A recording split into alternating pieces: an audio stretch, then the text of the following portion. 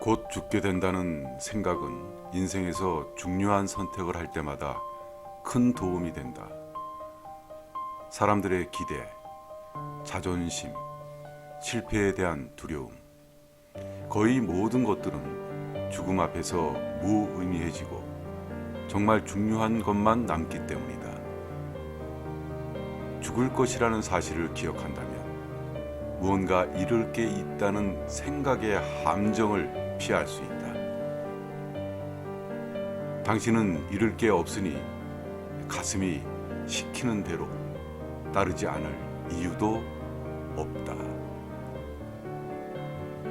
내 손바닥 이야기 원재훈 시인입니다.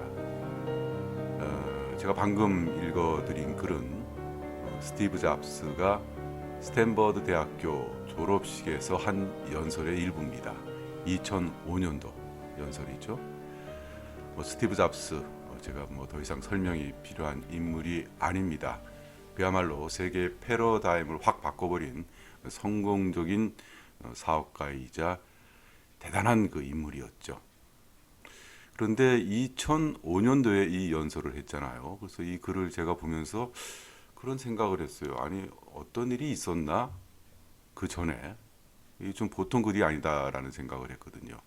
가장 액티브하고 항상 삶을 얘기해야 되는 사업가가, 항상 창의적인 사람이 왜 죽음을 문득 얘기할까라는 생각을 한 겁니다. 그래서 다시 자료를 좀 봤더니 이 연설을 하기 전이죠. 2004년도에 췌장암 진단을 받고 그야말로 대수술을 했습니다.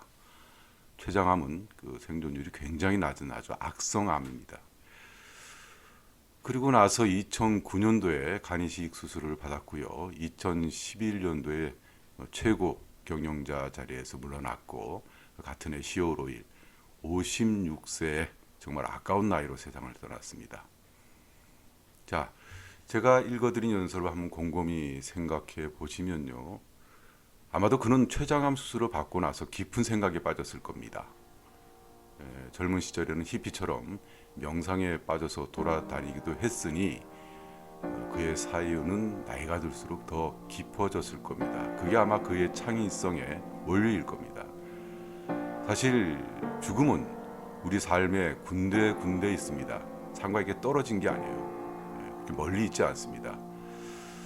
어떤 선택을 할 때 그게 굉장히 중요한 선택이라면 항상 죽음을 기억하라 라는 스티브 잡스의 메시지는 사실 새로운 게 아닙니다.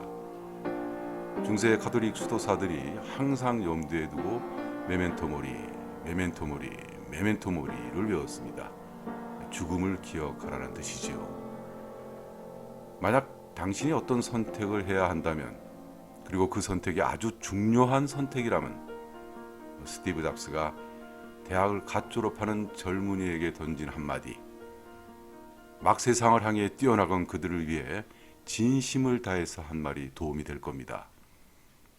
저 역시 최근에 어떤 선택을 해야만 했는데요. 이 말이 큰 도움이 됐습니다. 어떤 자존심, 실패에 대한 두려움, 사람들의 기대, 이딴 것들이 죽음 앞에서 어떤 의미가 있을까요? 가슴이 시킨다는 말 어렵지 않습니다. 어떤 계산을 하는 것보다 더 중요할 수 있어요. 사실 이 방송을 듣고 나서 어떤 일이 벌어질지도 모르지요. 날씨가 점점 추워집니다.